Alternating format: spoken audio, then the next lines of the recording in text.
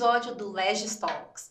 Aqui, Legis Talks, trazemos stakeholders que compartilham conhecimento estratégico no mercado da saúde. E hoje eu estou com uma especialista na área de medicamento, que é farmacêutica e ainda advogada, Decilene Amorim. Muito obrigada. Tudo bem? Muito obrigada aí pelo convite, é uma grande satisfação poder contribuir e colaborar aqui com esse momento, né, em que você coloca tanto conhecimento aqui em mesa e aproveita para compartilhar para os nossos espectadores. Ótimo, Daci. Daci, me conta um pouquinho aí, né? Você atua nesse mercado da saúde há mais de 26 anos. E além de ser uma excelente farmacêutica, também é uma ótima advogada. Então, eu queria que você contasse um pouquinho para o pessoal que está nos escutando o que levou você a fazer direito depois de ter concluído a sua graduação em farmácia. Na verdade, a gente sempre sai de uma dor, né? Eu tenho 26 anos, né, como farmacêutica, fiz farmácia como primeira formação.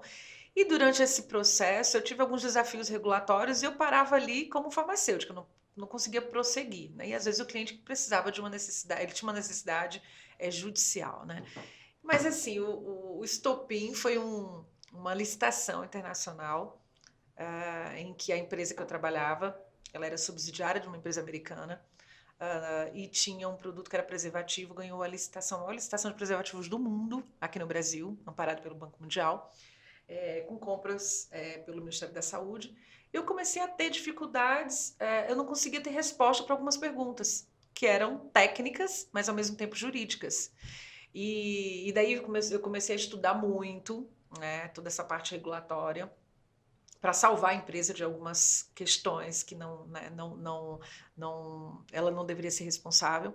E, ao mesmo tempo, eu também precisava proteger a empresa e me proteger, porque eu era responsável técnica. Então, nesse momento, eu tive ali um gostinho do que seria ser uma advogada, né, nessa área, e quando eu vi que os advogados eram muito especializados, mas, ao mesmo tempo, ainda não conseguiam me entender como farmacêutica, mas foi numa consultoria em que eu tive ali aquele limite como farmacêutica, e eu tinha um time, né, que era uma advogada, ele falou, não dá mais, eu cheguei no meu limite também, você precisa, como farmacêutica, ser advogada também, para que a gente consiga explorar melhor essas questões, né?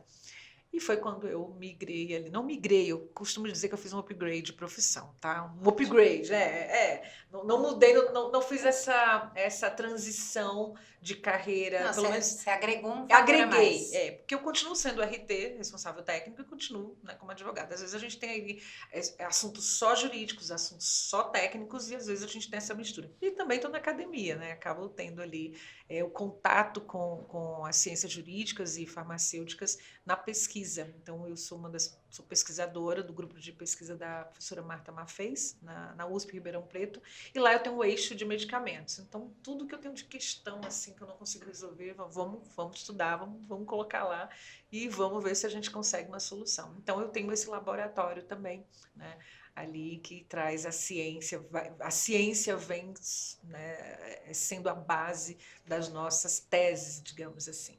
Você tem então uma cadeira multifaceta, né? Porque você atua com diferentes posições e estratégicas também. Sim. E aí traz essa oportunidade para que as empresas coloquem o medicamento, mas da forma adequada no mercado. Você sendo farmacêutica, advogada, me conta um pouco como você atua com o processo de judicialização dos medicamentos para o Brasil. Bem, eu digo que o meu conhecimento na área farmacêutica agrega muito no processo judicial. Eu vou te dar um exemplo. Nós estamos judicializando a bomba de insulina, né, para uma cliente que ela tem diabetes do tipo 1, e a gente está ali tentando fazer com que o plano de saúde cubra, né? E teve uma consulta pública em Brasília, eu participei inclusive, lá com o ministro Cueva, depois até consigo te contar o que aconteceu depois. E eu falei, bem, eu não vou sustentar, porque eu acho que tem muita gente para sustentar, tem escritórios grandes, eu acho que o pessoal vai trazer material muito bom. Na hora da sustentação oral, o que mais me deixou impactada é que as pessoas, quem estava lá, não conseguia discernir o que era uma órtese e prótese de um produto para a saúde. Porque tem impactos diferentes, né? Sim, total. Então, tanto na regulação, né, Não quanto no deixa fornecimento. claro. Sim. Então, assim, eles interpretaram como órtese e prótese, e eu falei, gente, quem diz se é órtese e prótese ou produto para a saúde é a Anvisa. O registro diz o quê? Isso a gente conversando, né, ali nos bastidores. Mas essa questão continuou. Então a gente teve 3 horas de discussão, né, em que ficava-se ali perguntando se o produto era órtese e prótese. Um dizia que era órtese por causa disso, outro dizia que era prótese. Eu falei, gente, a lei é clara. Quem define isso, quem tem competência para definir é a Anvisa. Bem, no final, terminou a consulta.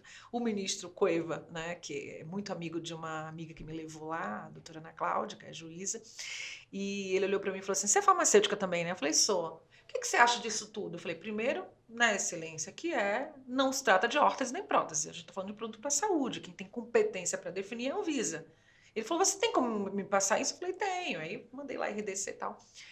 E aí, enfim, eu tive aquele bate-papo com ele, né, ali meio nos bastidores, que eu penso que foi esclarecedor. A gente foi até o gabinete dele, inclusive, e lá ele falou, olha, como é importante a gente ter um advogado com esse conhecimento técnico, né, que consegue elucidar isso pra gente, porque a gente aqui não sabe, a gente vai ouvir todo mundo, né, e às vezes a gente nem sabe se é a Anvisa que tem a competência, porque é o advogado que leva isso pro processo, né. Então, na judicialização, ajuda muito. E a gente procura trazer elementos técnicos, científicos, para subsidiar ali aquela demanda. Então, agora, depois do termo 234, que ele cria critérios para você pedir um medicamento, por exemplo, que não está incorporado no SUS, o que é um off-label, eu acho que acabou trazendo para a gente, como advogado, e advogado com conhecimento, né, farmacêutico, muito mais responsabilidade, mas nos tornou muito mais diferenciados em relação aos demais profissionais, porque a gente consegue trazer estudos científicos, né, de alta evidência científica, que hoje o nosso judiciário está bem maduro nesse sentido, de saber o que é uma alta evidência científica e o que é uma baixa evidência científica, né? E a gente tem que trazer esse processo. E hoje os advogados estão galgando esse lugar de também tentar entender. Então a gente sai na frente e acaba tendo um sucesso na demanda. Então, hoje, nesse momento, meu escritório está invicto em termos de liminar, né? Então, a gente, quando pede uma liminar de cobertura de medicamento, a gente consegue ter, em tese, essa resposta positiva do judiciário, porque a gente consegue atender todos os critérios, que não são só jurídicos, são critérios técnicos. Então, é termo de consentimento, é estudo científico de alta evidência, a gente traz a bula, a gente informa, descreve o mecanismo de ação e por que ele, o uso off-label, mesmo assim, ele consegue atuar naquela patologia. Então, eu acho que a gente tem uma resposta melhor nos nossos processos por conta desse casamento aí de uma farmacêutica que também é advogada. Não, e é necessário isso, esse conhecimento técnico para poder ter uma base que consiga sustentar aquela necessidade que você está dando ali para o paciente. Porque o paciente Sim. precisa ser atendido, né? E esse atendimento precisa ser rápido. E porque, dependendo, às vezes, de um paciente, ele está em um momento terminal, né? E ele precisa receber aquele produto de a forma mais eficaz possível. Então, toda essa tratativa com a agência reguladora, com o Ministério Público, é necessário para poder você viabilizar esse acesso. Na hora que a gente vai despachar, é tão interessante que eu saio de lá convencida de que o juiz entendeu, né? O Ministério Público, enfim, porque a gente tem uma forma diferente de tratar um assunto que é técnico. Né? Então é profundo, a gente aprofunda o tema, tentando ali trazer um pouco de leveza, porque é um assunto extremamente complexo e técnico. Né? Mas o que eu percebo é o que eles falam, né? Que é preciso ter mais letramento em saúde no meio jurídico. E eu tenho procurado colaborar um pouco com isso, participando de alguns eventos para os próprios magistrados, né? Para a gente trazer esse conhecimento técnico. Então, eu explico o que é medicamento, a diferença de droga, de fármaco, o que realmente é o off-label. Todo mundo acha que o off-label é só mudança, é alteração de finalidade. E não é. Né? Se a bula fala para você tomar um comprimido e você toma e o médico prescreve meio comprimido, essa é uma forma off-label. Mas Esse off-label ele tem que ter o quê? Um fundamento científico. O que está acontecendo no Brasil hoje? Principalmente a questão das canetas emagrecedoras, né? Eu Tem ia muita entrar nesse pressa. ponto com você, porque eu sei que essa é uma questão sensível e necessária das pessoas Sim. entenderem como esse mercado está girando. Tá. O uso irracional do medicamento, ele também vem por uma prescrição fora de bula. Sim. Então, nem toda prescrição fora de bula é off-label quando você não tem os pressupostos definidos. E aí a gente tem um problema no Brasil, porque a gente não tem definição do que é off-label. Não. Nenhuma legislação fala isso. Nenhuma legislação. Isso E é ninguém na prática. e ninguém está preparado para esse assunto, Não, né? fora que a questão do off-label, que eu acho que é o ponto principal que você vai entrar, igual nas canetas emagrecedoras, ela tem uma questão de uso off-label, porque a caneta emagrecedora, ela veio é um uso off-label. Porque a principal atividade dela é a questão de diabetes tipo 2. O tratamento É o tratamento da diabetes tipo 2. Não é a questão de emagrecer, mas veio um resultado de forma secundária. Isso. Que foi necessário, né? E que foi colocado isso, assim como aconteceu com o Viagra, né? Exatamente. O Viagra era para tratamento de hipertensão e para cardíaco, né? Questões cardíacas. Só que veio um resultado de um outro lado, de disfunção erétil, que facilitou a questão do acesso e ganhou-se mercado muito mais forte. Que esse é o propósito que as pessoas conhecem o Viagra, mas não foi o desenho principal. O desenho dele não foi esse. E hoje, como você vê, então, a questão das canetas emagrecedoras, que a gente vê um dilema, né, para a população, sendo utilizado de forma generalizada. A gente sabe que foi o produto que maior faturou para as empresas. A primeira Novo Nordisk, que ganhou, né, muito com a questão do Ozempic, agora a gente vê com a Eli Lilly, com a sua geração da sua caneta emagrecedora, e vão vir outras empresas e outras levas, porque hoje as pessoas pensam muito na questão da aparência. Exatamente. Né? E da questão positiva que isso pode trazer, até por isso que a gente vê o mercado de estética crescendo muito no Brasil. Né? Tá todo mundo igual, percebeu? Tá todo mundo com aquela boca, tá todo mundo com aquele olho, né? Sim, é isso mesmo. Tá todo mundo igual, padronizado, né? Assim como os coreanos, né? Os coreanos, daqui a pouco a gente tá que nem os coreanos, os japoneses orientais, né? E aí tá entrando muito produto também, né? Desses outros países, mas como a gente estabelecer uma questão de qualidade e eficácia dentro desse mercado que só vem crescer e que não vai parar. Focando agora voltando aqui na nossa diretiva, que são as canetas emagrecedoras e como você está trabalhando nesse mercado. As canetas emagrecedoras são produtos que trazem soluções eficazes, desde que elas sejam prescritas, né, da forma correta. Prescritas, não só prescritas, como também o paciente tem que estar acompanhado. Eu falo que nós tivemos ali uma pandemia, estamos tendo uma epidemia farmacológica, que é a venda de medicamentos, né, da forma que está, o medicamento mais vendido no mundo, mais do que até quimioterápicos. Sim. Né? Eu falo que a gente tem um medicamento influencer. Ele está em todo lugar, todo mundo conhece. Você já tomou, conhece alguém que toma, ou tomará, ou conhece alguém. Nós estamos assim, né? Mas, ao mesmo tempo, eu vejo que a finalidade dele foi desviada para a estética, principalmente aqui no Brasil. Então, há uma diferença entre caneta para tratamento da obesidade, da diabetes, e caneta emagrecedora. Emagrecer, você pode emagrecer sem ser obeso. Sim. E as pessoas estão usando para emagrecer 2, 3 quilos para o carnaval, 2, 3 quilos para o aniversário. Isso é muito complicado. E como esse é um medicamento que agora aqui no Brasil ele é controlado, né, pela via receita, então a gente chama a atenção aqui, chama a responsabilidade também os médicos prescritores. Sim, os profissionais prescritores, porque a gente não só entra na questão do médico. Que a gente tem agora o dentista, né, que prescreve, que aí eu também... O farmacêutico eu fico pensando, né, como que o dentista vai prescrever a caneta emagrecedora com qual objetivo? Se o tratamento, né, se o tratamento dele necessariamente não é tratamento da obesidade. Aí a gente tem outro problema. A gente tem, por exemplo, os cardiologistas prescrevendo, porque ele tem uma proteção cardiovascular, mas ele não vai se preocupar com a perda de peso. Portanto, ele não vai, às vezes, encaminhar aquele paciente para o nutricionista. Ele não vai incentivar muito a questão do exercício, porque ele tem uma finalidade que é a proteção cardiovascular. Enquanto isso, a gente tem uma segunda epidemia chegando, que é a sarcopenia. Então, o que tem acontecido hoje? O medicamento, ele tem essa prescrição, mas se a gente olhar ali o Wegovy, o Ozempic, né, esses medicamentos, ele é claro, juntamente com a dose, a finalidade dele, né, é o tratamento da obesidade, mas ele já na própria bula ele fala que tem que ter um acompanhamento nutricional e um acompanhamento com um educador físico. Sim. Né? Porque você tem que ganhar massa muscular. Quando você perde peso, você perde também a massa muscular. E isso pode trazer outros problemas de saúde. Se você Exatamente. não Então, o que está acontecendo hoje no Brasil? As pessoas estão adquirindo, não sei da onde. Tem farmácia de manipulações também, né? Farmácia que a Anvisa agora proibiu e agora tá, na verdade, tem toda uma briga aí, né? A Sindusfarma defende que a farmácia não deveria manipular. Essa é uma questão de custo, acesso. Mas veja, vamos lá. Se esse produto ele é produzido, a tirzepatida, no caso, né? Se ele é produzido pela Lilly, sim. Se ela é detentora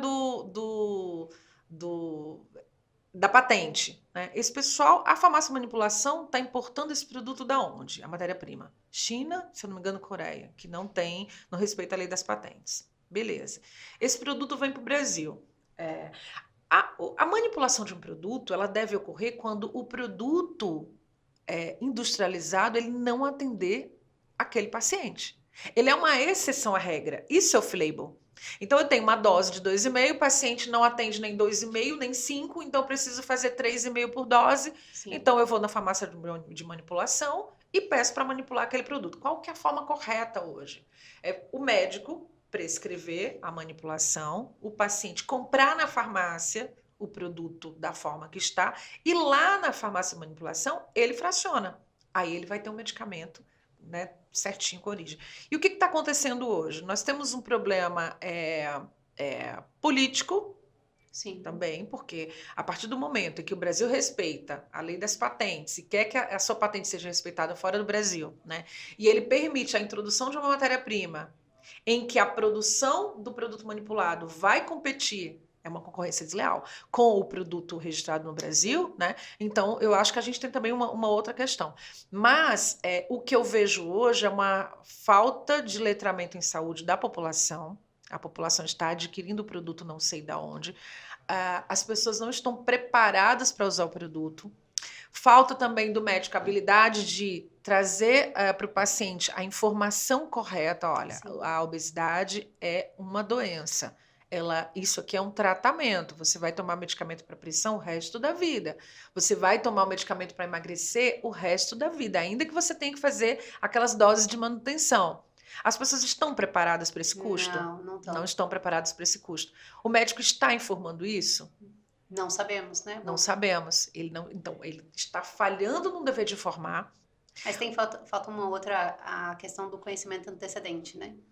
Quando que está chegando informação para que o médico esteja preparado? Porque muitas vezes tem muito médico ainda não preparado para essa questão das informações que são necessárias, porque tem outros estudos que estão sendo realizados em paralelo para... Em paralelo, porque é o medicamento mais vendido do mundo. Sim. Então, a gente teria ali um laboratório, a gente teria a céu aberto vários estudos que poderiam estar aqui, né, sendo desenvolvidos. Tanto que você está falando um ponto que a Anvisa está questão de, né, impedir, não é impedir, mas colocar uma questão de barreira para que as farmácias de manipulação não produzam esses produtos.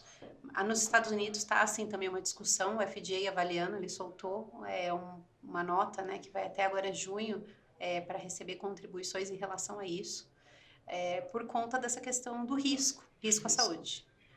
Que é isso que você está falando. A questão do tratamento é necessário, o produto é necessário, mas os riscos que isso pode trazer se não for manipulado pela pessoa de forma adequada. Um acompanhamento profissional.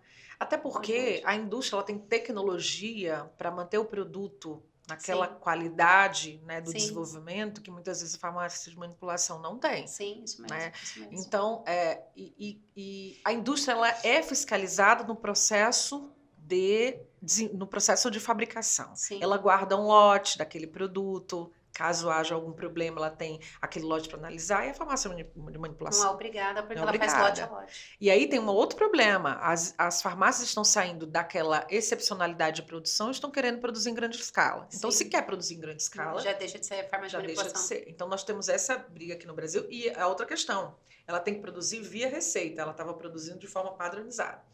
E aí a gente entra num outro problema. Que a pessoa só estava com a receita, chegava lá para comprava, Isso. não precisava esperar. E a gente tem um outro problema que são os chamados protocolos milagrosos dos médicos. Então ele mistura na mesma seringa, ele mistura a semaglutida, ele mistura vitamina C, ele mistura magnésio, ele mistura tudo. Então o paciente vai lá, ele é uma forma dele monetizar, né? Então o paciente vai, olha o que está acontecendo no Brasil. O paciente vai até o consultório e ele compra a dose. Então ele adere a um protocolo. E aí o protocolo tem 10 seringas durante 3 meses, e esse protocolo custa 20 mil reais. Os médicos estão enriquecendo. Só que vamos lá. O médico tem autorização para armazenar medicamento? Não. Não tem. Ele precisa? Ele precisa. Né? O médico pode vender? É incompatível a atividade dele com a venda de produto.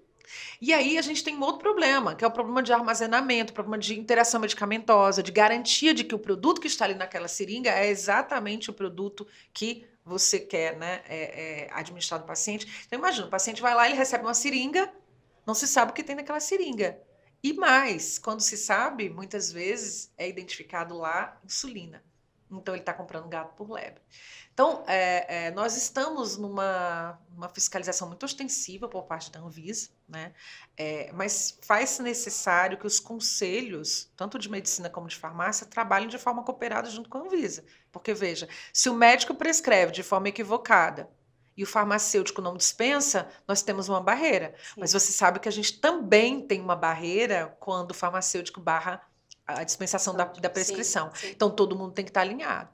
E aí, nesse momento, a gente também, em paralelo, precisa trazer um pouco mais de letramento em saúde para a população. A população acha que o medicamento, o medicamento, para ele fazer efeito, basta que aquela molécula esteja dentro daquele local lá e ele aplica. E não é, nós temos toda uma cadeia de custódia, né? Desde a aquisição de matéria-prima, teste, armazenagem, transporte, que pode comprometer esse produto. Sim, com certeza. Inclusive, a gente está aqui no Brasil, um país que é um país tropical. Total. E que nós temos uma diferença de temperaturas, né, da região norte, nordeste, sul, totalmente diferente. Né? Eu sempre falava assim, pessoal, vocês estão transportando o que para o nordeste? A gente está transportando um produto que ele fica temperatura ambiente. Tudo bem, mas você está mandando um furgão que vai 70 graus. Então, nesse caso, você precisa refrigerar mantendo os 32 graus. Então, precisa ser pensado numa questão da cadeia do processo como um todo, não é só uma questão de produção local. Não. Né? E pensando nessa questão, como a gente fortalece isso tudo, né? Porque a gente está aqui discutindo os desafios, mas como a gente traz as soluções. Você já falou uma delas, que é fazer esse trabalho em conjunto, conselho, medicina, farmácia, para se unirem, que é um trabalho que você já está fazendo. Já. Estamos tentando mas como que a gente desenvolver isso num processo onde as pessoas entendam os riscos que estão acontecendo? Eu sei que aqui também já estamos fazendo isso. Claro. As pessoas têm que entender que todo e qualquer medicamento pode causar dano. Isso é inerente do produto.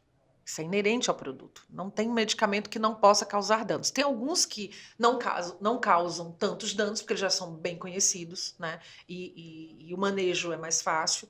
Existem outros que a gente ainda não conhece quais são os danos que eles vão causar. E aí, então, a primeira coisa é que todo e qualquer medicamento pode causar danos. Se a população entender isto, a gente já tem algo, né, ali bem avançado. Segundo é que o profissional de saúde, ele tem que entender que ele é um formador de opinião também. Sim. E que ele tem uma responsabilidade de farmacovigilância. O que é farmacovigilância? É a vigilância do medicamento depois que ele é distribuído. Sim. Então, se eu tenho um paciente e o paciente começou a apresentar determinados eventos, né, que estão ou de acordo com a bula, como evento adverso, ou que você não sabe se aquilo é da bula, mas que aconteceu depois que o paciente começou a administrar o produto, ele tem que notificar. Você sabe que aqui no Brasil, o profissional que menos notifica é o médico? Sim. E é o prescritor. Eu vi uma pesquisa falando disso, que só 10% dos médicos notificam, faz alguma notificação de farmacovigilância. Exatamente. Então, como é que a Anvisa vai enxergar esse produto como produto potencialmente, né, perigoso, entre aspas, ou até investigar, pedir para a indústria investigar, se ninguém notifica? Sim, com certeza. Então, a notificação, então, pelos profissionais e a população também. Nós só tivemos um avanço nessa questão de farmacovigilância, de notificação da população na época das vacinas. E aí tem uma coisa interessante. Como é que a gente não teve uma adesão das vacinas por questões políticas e por questões técnicas, em tese, mas nós temos tantas pessoas tomando a tirzepatida sem saber qual que é a origem? Não é dicotômico? Sim, Então, significa o quê? Que o conhecimento, a população, ela adere a quê? as redes sociais As hoje em redes dia. sociais.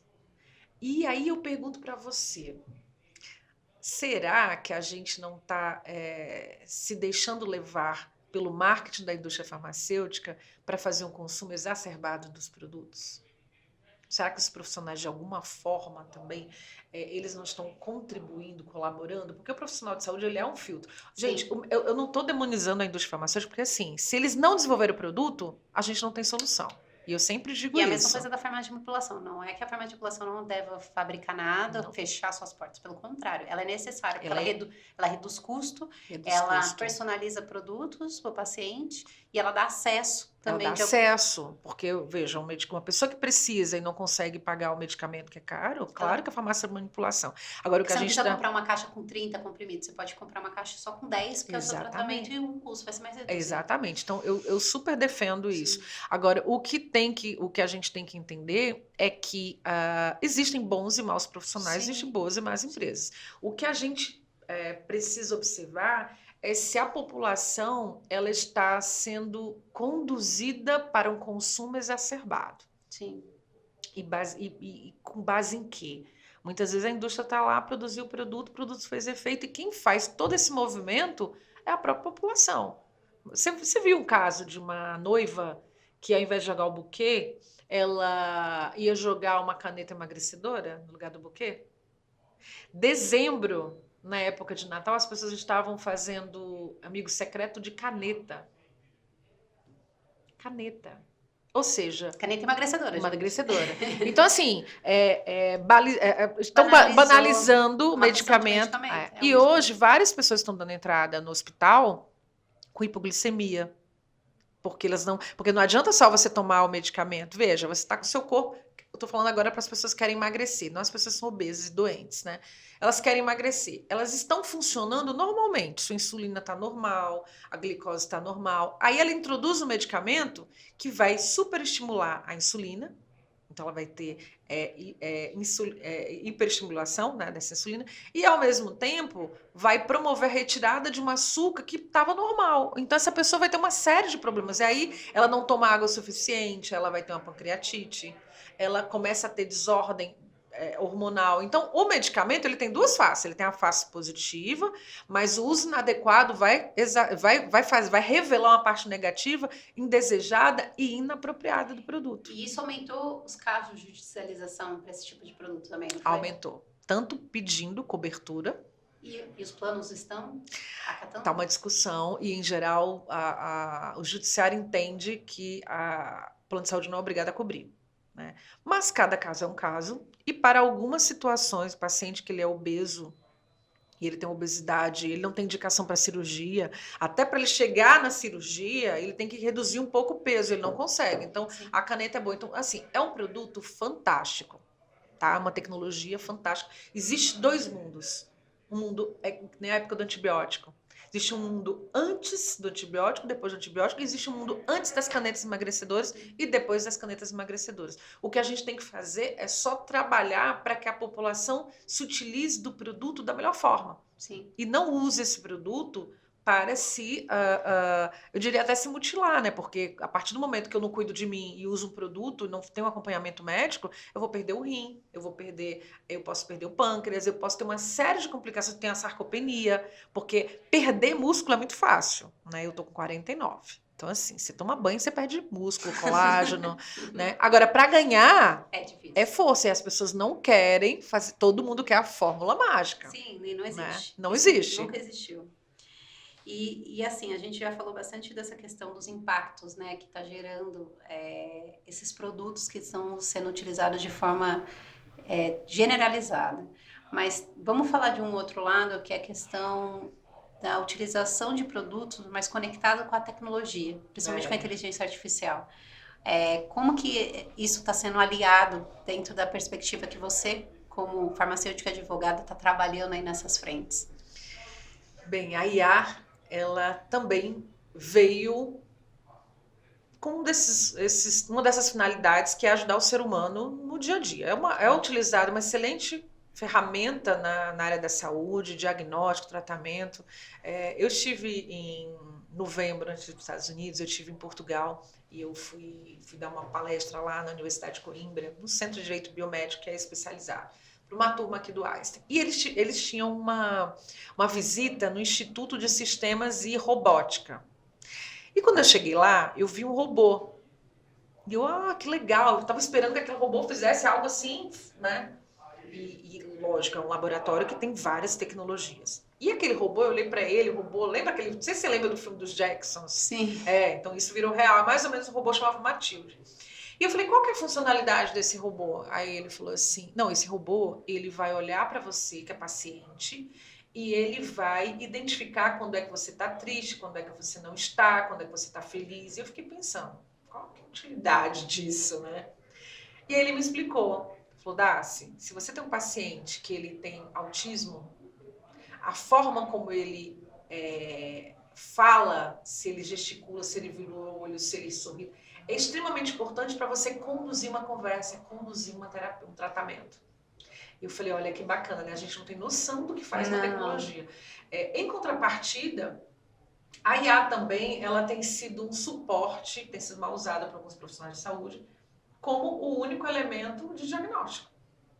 Então, ela não tem que substituir o ser humano, ela tem que apoiar o ser humano nas suas decisões. Até porque, ao contrário do que se imagina, a IA, ela não é um produto neutro, porque ela foi feita por quem? Desenvolvida por quem? Por humano. Então, se ela é humana, se ela foi feita por humano, ela vai ter ali algumas características, digamos assim, absorvidas nossas. Então, ela vai errar. Então, você pode usar a IA para o bem e pode usar a IA para o mal. Essa é uma questão. Então, tudo vai depender da base de dados que você tem ali. E ela pode levar o médico, se ele não tiver uma capacidade crítica grande, pode levar o médico, induzir o médico a erro. E aí vamos falar de banco de dados. Uma coisa é um banco de dados utilizando os nossos dados em saúde aqui no Brasil. Dados em saúde no Brasil, nós temos uma população, nós temos um perfil, nós temos uma cultura, nós temos uma alimentação, nós temos uma vida estressante, nós somos o país mais ansioso do mundo, segundo a Organização Mundial da Saúde. É claro que os nossos dados e resultados vão ser diferentes de uma população dos Estados Unidos, Sim. do Reino Unido. Então, não dá para usar uma IA com um banco de dados em que os dados foram inseridos com a população de outro país. E, ao mesmo tempo, a gente precisa desenvolver uma IA que é a cara do nosso Personalizada. personalizado. Então, o que está acontecendo hoje? Nós temos o uso da IA extremamente privilegiado. Será que a gente está preparado para ter uma IA que atenda a todo mundo? Primeira coisa, ela vai trazer, a gente tem que olhar a IA como uma questão de equidade. Isso já é algo que a gente já tem de desafio. Então, quem vai no Einstein consegue ter uma tecnologia fantástica, quem vai no SUS não tem. Então, ela vai trazer essas diferenças, né? A outra questão é em relação a preparar pessoas e termos pessoas diferentes lá na frente. Então, será que a gente está fazendo uma nova eugenia tecnológica? Quando será que a IA vai acabar selecionando pessoas? Pode ser que sim. Né? Porque ela desenvolve habilidades, ajuda essas pessoas a desenvolver habilidades, porque ela tem uma condição financeira, e essas não conseguem. Essa aqui consegue resolver o problema dela de uma doença rara, porque teve um diagnóstico precoce, essa não tem. E aí essa padece e essa. Então, será que a gente não está fazendo isso? E aí a outra questão é: será que nós sabemos quais são os potenciais danos que a IA pode trazer? Porque tudo pode causar dano. Não só medicamento, mas a IA também. Será que a gente também tem como prever, antever esse dano? E aí tem uma terceira questão. Será que nós temos um plano de contenção definido? Bem, se eu não sei o que ela pode causar de dano, como é que eu vou ter um plano de contenção? Então, olha os desafios. E aí nós temos aqui no Brasil um outro dilema.